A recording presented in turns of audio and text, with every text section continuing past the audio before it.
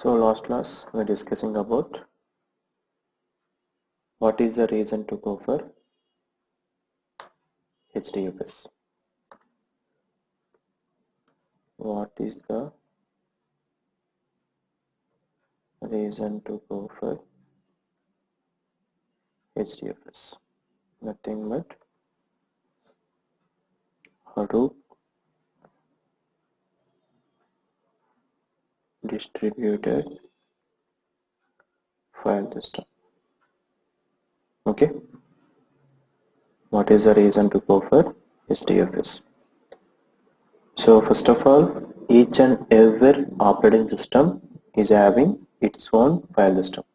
Okay, each and every operating system is having its own file system.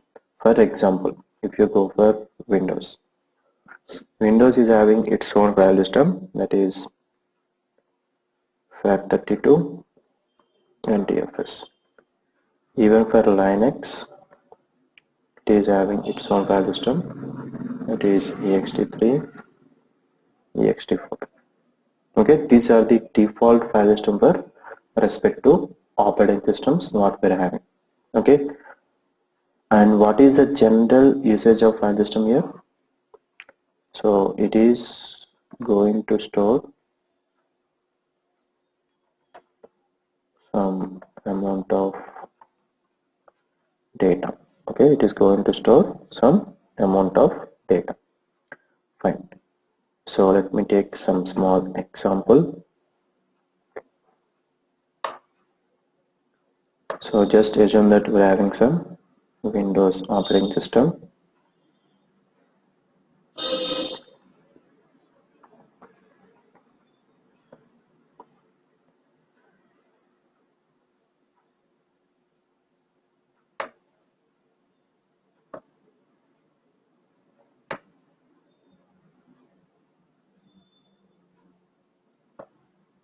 And its capacity is, just assume that 500 GB of hard disk.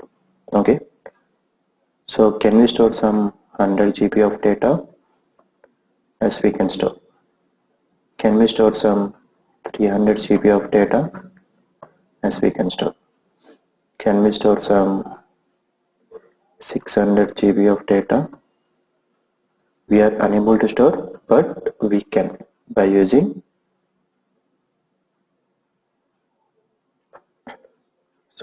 compression techniques. By using some compression techniques. So can we store some 1 terabyte of data here? Definitely we are unable to store.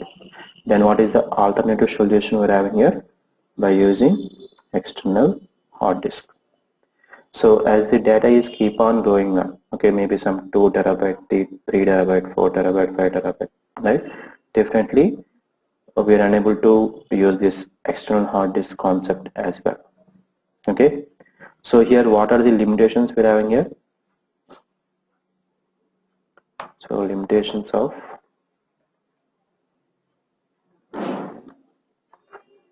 file system. Limitations of file system. So what is the first limitation we're having? We are unable to store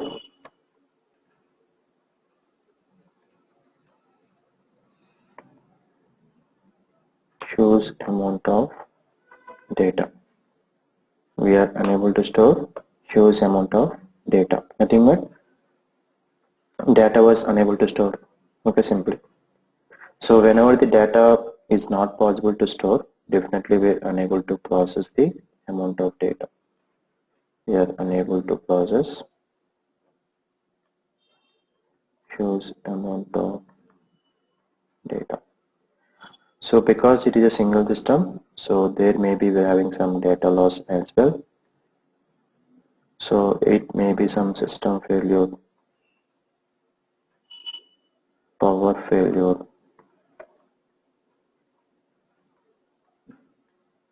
and even some software hardware failure. Okay, because it is a single system, there may be so many factors, there is a chance of having some data loss as well. and fourth one nothing but metadata. So metadata means nothing but data about the data, or we can say that information about the data. Suppose just assume that we're having some D drive. Okay, so and assume that we're having some 50 folders is there.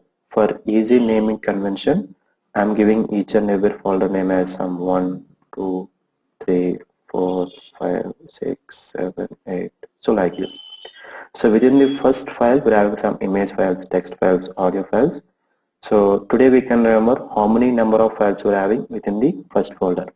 But what about after 1 month or maybe after 1 year? Can we remember here how many number of files you are having in first folder? Definitely we are unable to remember. Okay, so here we need to go for some concept. If you are moving with that respect to concept, right? So as a user we have to know how many number of files present in first folder, but we don't have that respect to concept here. Okay, that concept what we're exactly calling as a metadata, which is not possible in our existing file system. Okay, so these are the limitations what we're having in our existing file systems. What are the limitations here? We are unable to store huge amount of data, we are unable to process huge amount of data loss. So there will be some system failure, power failure, or software hardware failure. And fourth one is very very important, metadata, nothing but data about the data. Okay, so now in order to overcome these limitations, right, we need to go for one more file system, that is nothing but TFS. What is the one more file system here? TFS. So nothing but distributed file system. DFS means distributed file system here. Okay, so now we need to go for one more file system, so that is nothing but DFS.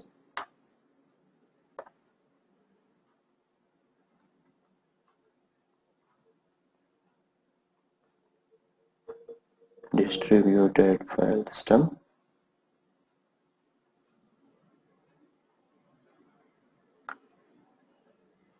So within the word we are having a meaning.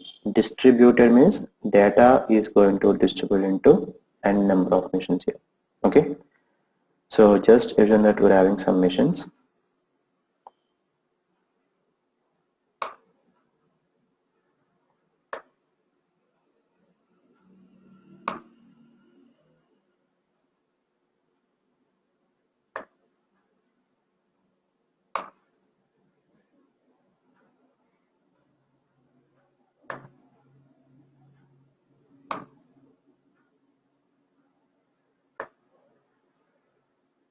So each and every machine just I'm connecting maybe some LAN or maybe some internet.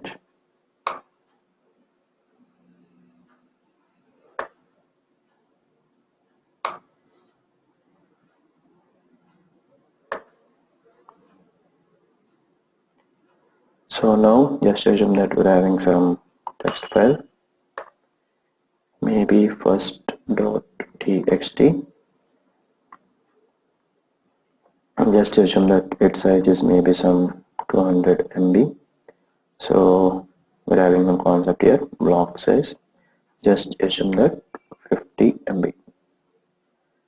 So based upon this block size, this text file is going to divide into number of blocks. Okay, so how many blocks is required here? B1, B2, B3, B4.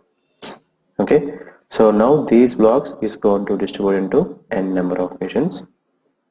So here B1, B2, B3, B4. So let me give some names for each and every machine. Maybe N1, N2, N3, N4. Okay, for suppose if the system is down, right, we are losing the data, right? So that is the reason we need to maintain some duplicate blocks in multiple machines here. Okay, so here we're having some B2, B1, B4, B3. Okay, so now if you observe this N1 machine, what are the blocks we're having? B1, comma, B2, N2, B2, comma, B1, N3, B3, comma, B4, N4, B4, comma, B3.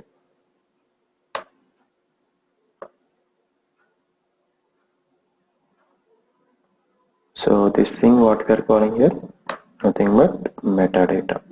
Because so by using this concept only, easily we can know where and all blocks are present in multiple machines here. Okay, so this concept we are calling as a metadata. For suppose just assume that this metadata I am storing in this maybe some information. Okay, but some unknown reasons, if this system N4 is down, again we are losing this metadata as well. So that is the reason even we need to maintain this metadata backup in any one of these machines here.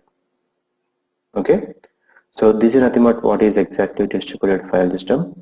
Major drawback is here whatever the process which I have discussed till now, it is not a automatic process, it is completely manual. Okay, so if you go for software development, so as a programmer also we don't know how much amount of data we're going to get it here. Okay, so today if you go for maximum applications, we're getting some streaming data, continuous data flow only. Okay, daily, each and every second, every minute we're getting huge amount of data. So at that point of time, this distributed system will not going to support. Okay, that is a major drawback here.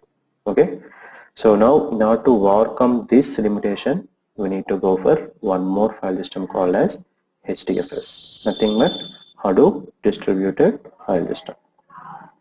So what is the one more file system we have here?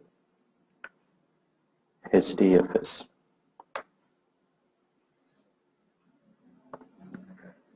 HDFS, nothing but Hadoop distributed file system. So within this file system, we are having some three concepts. First one is block size. Second one is replication factor. Third one is what we call metadata.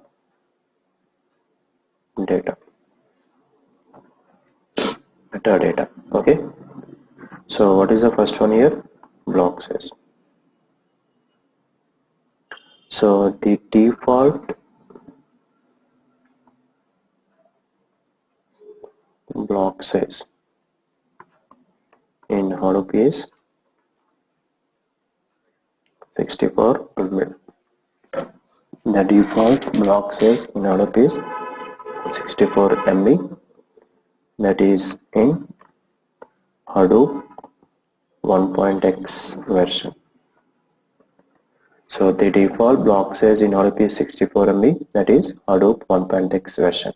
So here 64 MB is 64 number is not a constant. Even we can decrease or we can increase the block size as well. But in real time or in our software development, so they're taking 128 MB as a block size here. So what is the block size here? 128 MB as a block size. That is the reason from Hadoop 2.x version onwards, default block size is 128 MB. Okay, default block size is 128 MB. So for suppose I'm having file M1, maybe we're having some 150 MB. So how many blocks were required here? So just assume that I'm following with default block size, that is nothing but 64 MB. How many blocks are required? B1, B2, B3, 3 blocks. So we're having some F2 file, maybe we're having some 50 MB. How many blocks are required? 2 blocks. Sorry, 1 block. We're having F3 as well. We're having some 120 MB as a file size. How many blocks are required? 2 blocks. B1, B2. Okay. So based upon our text file and based upon the block size, what are the block size which you are configuring, right? So file is going to divide into number of blocks based upon the block size here. Okay. So note, Hadoop automatically splits the given file into number of blocks. Okay, based upon block size. Based upon block size here. Okay, this is very important point. And second one, we're having some replication factor.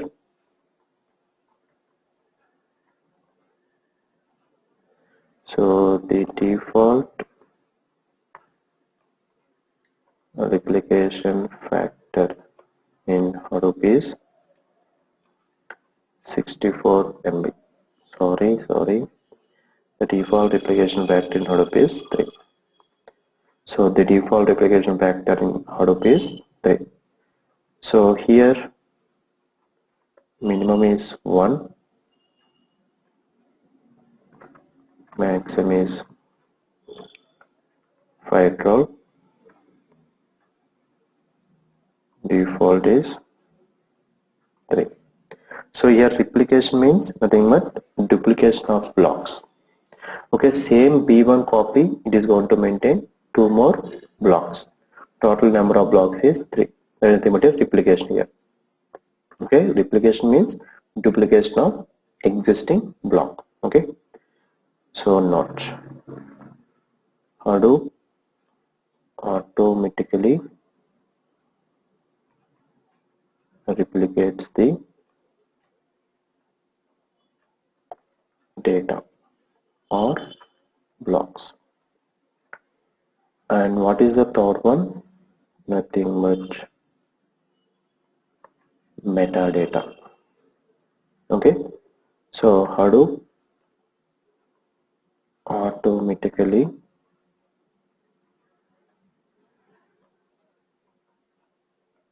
maintains metadata also. So how it is going to maintain, we won't discuss later. But at this point of time, metadata is also going to maintain automatically. Okay, so these are the 3 concepts in which we're having in our Hadoop distributed file system. So one is block size, replication factor, and one more thing is metadata. So what is the default block size in Hadoop 1.x expression here? Nothing but 64 MB. So what are the text file we're having, right? If you are just assuming that block size 64 MB, so based upon this, it is going to divide that respective file into number of blocks. Okay, and here what is important note point, Hadoop automatically splits the given file into number of blocks. Okay, what are the block size which you have configured. And what is the second one? Nothing but replication factor. So here replication means nothing but duplication of blocks. Okay, duplication of block. So the default replication factor in Hadoop is 3. Okay, means, but suppose here we're having some B1 block is there. Okay, same B1 it is going to maintain 2 more blocks. Total number of blocks is 3. So there is nothing but a replication factor. Okay, so here minimum is 1, maximum is 512. Generally we're going with default replication as in 3. Okay, Hadoop automatically replicates the data into or blocks. And what is the last concept here? Metadata. Okay, so metadata means nothing but data about the data Hadoop automatically maintains this metadata also.